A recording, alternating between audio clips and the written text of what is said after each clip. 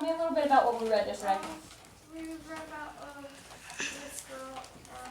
It was the New Year, and she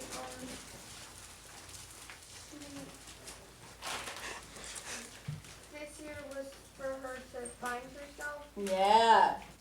And she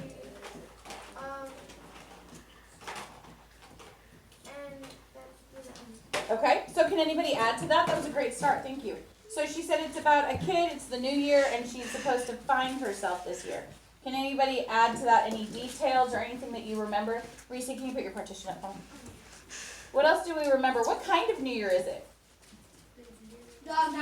Chinese New Year, thank you. Okay, and then what, Austin? The Year of the Dog. The Year of the Dog, very good. So now we're getting more details, we're getting more specific, excellent. Okay, and so they said the Year of the Dog was a year of loyalty and friends, because that's a dog is a man's best friend, and that it's also the year to find yourself. And then inside of that, we kind of had an interesting story from the past. It's something that I've noticed happens a lot in this story, is that there's kind of these little flashback stories that are inside of our story. And it was about Grandpa getting rich. How did Grandpa get rich? By being a doctor. Okay, by being a doctor, add to that.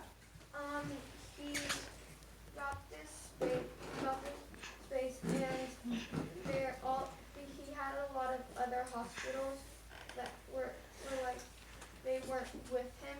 Mm-hmm. And this man came in, and he had blood all over himself, and so her grandpa picked him up, and he didn't even think about money or anything. Mm-hmm. They ran because they didn't have the money to pay him.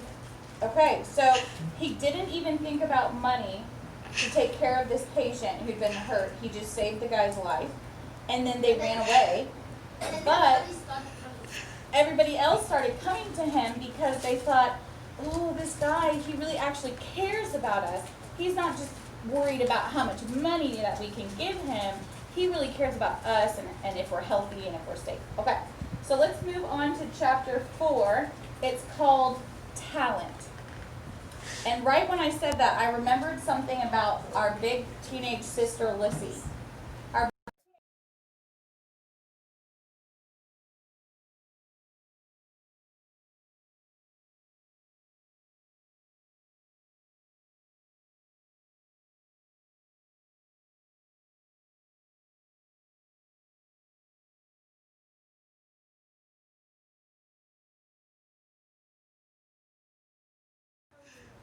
I can remember they tried staying up long so their parents could have long life. His big sister, and it's like, you need to find your talent. Yes, okay. Find what you're find what up. She did. She said to find yourself and find what you want to be when you grow up. They were staying up late because if they went to bed early, they were afraid their parents' lives were going to be shorter. Carl, sit up for me, please, so I can see that you're really following along with me. Can you say lives Okay. were going to be shorter again? Lives were going to be very shorter. And that was scary for them. But also during that time, Lissy gave this epic burn to Pacey. And she basically said, you're not pretty enough to be an actress. You're not talented enough to do this. Blah, blah, blah. And so she was very, very hurtful. But Pacey kind of just let it roll off of her back. So you have to have acting talent to be an actress. You better pick something that you have talent in. So I'm going to mark that as a burn, okay? As we read that yesterday, I noticed that a bunch of y'all went, oh, as soon as she said that. And that's what we talked about in our lesson. If you react to something that's in the story, stop and mark it because it's going to be important. Does that tell us a little bit about their relationship, Lissy and Pacey? Yeah. Yeah. Tells us how they deal with each other. It tells us how they act together. That they're not just super polite, loving sisters, that they argue back and forth sometimes. And it also tells you a lot about Pacey. Did Pacey sit there and cry when her sister said she wasn't pretty? No. She let it roll off her back. So whatever. Okay? Yes, guys. Is she what you call the other persons in the other stories brother? One more time. Is she what you call the other person? Oh, yeah, that word that you don't like. She's not friendly, is she? So maybe. Okay. So So chapter 4 is called Talent. Soon Mom was shaking me awake. My eyelids felt as heavy as sacks of rice. Wake up, sleepyhead, Mom said. You'll be late for school. No, I mumbled and tried to turn over. Wake up, Mom said, pulling me up. I sat up but groaned. I'm too tired to go to school, I said. You're just too lazy, Mom said, teasing me. Get up. So before I knew it, I was getting dressed and brushing my teeth. I went downstairs to have breakfast. Mom put a bowl of watery rice porridge and flaky dried pork in front of me. I yawned. So I was starting to think to myself that this sounded a lot like us getting up in the morning. Clara, get up, let's go to school. I don't do that. I don't want to go. I don't do that. It changed a little bit when we got downstairs because I've never fed Clara rice porridge and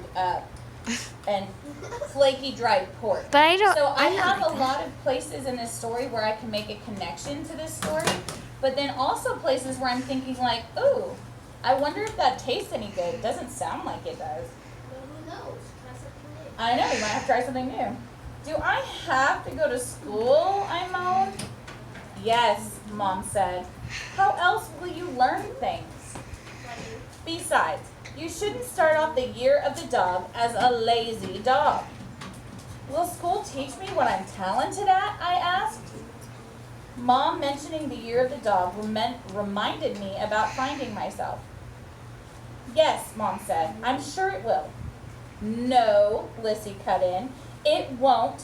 You have to have talent to be able to discover talent. You don't have any. I opened my mouth to answer, but a yawn interrupted me. I'm too tired to go to school, I said again. Better wake up, Kiki chanted. Better wake up. Yeah, Lissy said. Don't fall asleep in school. Mom poured me a glass of juice and laughed. Did I ever tell you about the time that I fell asleep in school? Is it an emergency? No. Mom sleeps in school. In Taiwan, school was different than it is here. School wasn't just to teach you about reading and writing. It was supposed to teach you how to be a good citizen as well. Every Monday, there was a school assembly. All the students had to wear their special uniform, a seaweed-colored jumper, shirt, and hat. It had to be clean and unwrinkled and as stiff as a piece of new cardboard. In these uncomfortable uniforms, we had to stand outside in the courtyard while the principal, the vice principal, and the guidance counselors gave long and important speeches. They would tell us how crucial it was that we follow all the rules and work hard. It was so boring.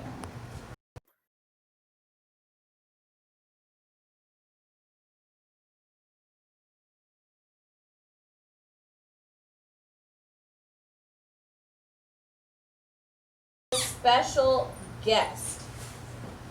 He was from the government and was going to lecture about how we should always do what we were told and not to question authority. It was a hot and sticky day. The sun was like an egg yolk frying in the sky. The hundreds and hundreds of students stood like an army of ants. I stood at the very back, lost in the ocean of heads with black hair. I just want you to picture that for a second. It's hot. They have to stand in rows wearing these uniforms that are very formal and starched. And they have sweat coming down their face, and they're listening to these people with these very long speeches about following directions.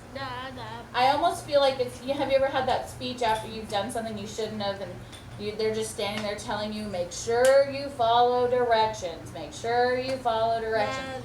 And it's like, okay, I get it. I feel like, but they do this with them once a week, every week. That's a lot. So they're all standing there, but when the guest speaker spoke, his voice was so soft. I couldn't understand what he was saying. It was a low, mumbling, swaying in the courtyard. To me, it was like a lullaby. My eyes started to droop. My head started to nod. And then suddenly, I was asleep. Asleep, standing up, by the way. If you can see her little picture. She is standing in a row, asleep, with all these other students. I know, isn't that interesting? I don't even know that I could fall asleep standing up, but hey, maybe. If you're that tired. When I woke up, listen to this, I was alone in the courtyard, except for a teacher glaring at me with hands on her hips. I had fallen asleep so soundly that I was still standing there after everyone had gone inside. They had just left me there, standing, completely asleep. I'm glad that I'm not. The teacher was so angry with me. She put a big mark next to my name, and I was so embarrassed. Mom finished her story, but I never fell asleep in school again. You could sleep standing up? I asked now, wide awake. I could fall asleep anywhere, Mom said.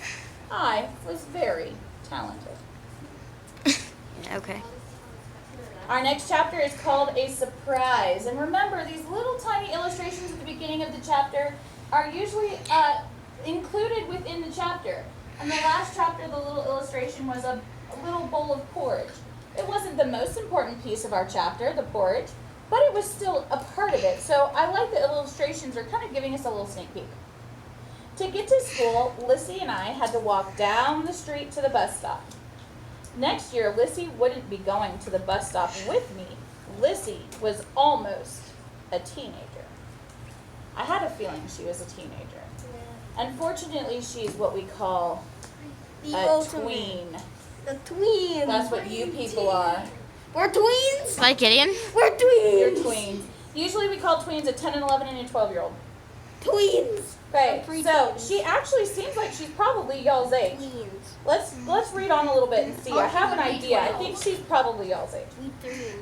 Next year, Lissy wouldn't be going to the bus stop with me. Lissy was almost a teenager. Next year, she would go to junior high on a different bus. Then I would be the only Chinese girl in the whole elementary school. So it does sound like she's probably y'all's age. She's probably a 5th grader in elementary school at the very end, and next year she'll go over to middle school, okay? I need you to go back to your chair, please. But I'm not really Chinese either. It's kind of confusing. My parents came from Taiwan. Some people thought Taiwan was part of China. So then calling me Chinese was kind of correct. Other people thought Taiwan was its own country all by itself. So then I should actually be called Taiwanese. It didn't help that my parents spoke both Chinese and Taiwanese. So when people ask me what I am, what am I supposed to tell them? I once asked my mom. You tell them that you're American, Mom told me firmly. But my friends didn't call me Chinese, Taiwanese, or American. They called me Grace, my American name. Did anybody find that to be strange? No. Yes. Yeah. Okay, so we know her name is Pacey. They call her Pacey at home. That's your Chinese. But here she has a name, Grace. So I'm just going to put question marks on my sticky note here because I'm wondering why in the world are they calling her Grace instead of calling her Oh, I know. Pacey? Pacey's her name. I don't understand. Okay? One of my friends at school was Becky Williams. Becky was tall with hair as brown as tree bark. At recess, I told her that it was the Chinese year of the dog. So we drew dogs on the ground with chalk. Chinese I taught year of the Becky dog. how to draw a dog just like the ones I drew for our New Year's decorations. Oh God. What does it mean when it's the year of the dog? It's okay. I'll just wipe it off. Do you want to get some paper towel? Okay. It doesn't work. There's no. That's okay. You can step out and get some from out there. What does it mean it's the year of the dog? Becky asked. Does that mean Scruffy gets to boss me around? maybe he'll eat at the dinner table and I'll have to eat at the floor. I laughed, but I didn't really know how to explain it. Chinese people give every year an animal sign, I tried to explain. You know how like horoscopes use animals for different months? Well, for Chinese people, it's different years. When is the year of the unicorn? Becky asked. I love unicorns. Never. I shook my head. I don't think that there is a year of the unicorn. Becky looked really disappointed. So I tried to think of something. But maybe like during a leap year or something, we'll have like a unicorn day. She's totally making this up, y'all. Really? What do they do on unicorn day? I scrambled because now I was completely lying. They draw pictures of unicorns and hang them up. Sometimes there's even a parade. Cool! Becky was excited. Will you tell me when that day is so that we can all celebrate it? Okay, I said. But I hoped that by the time a leap year came that she would totally forget all about it. Like an alarm clock, the bell rang and we lined up to go into the cafeteria. It's just like ours. We're gonna pause there for right now. Food. No. All right. What time is it? Okay. You can stop the video, baby.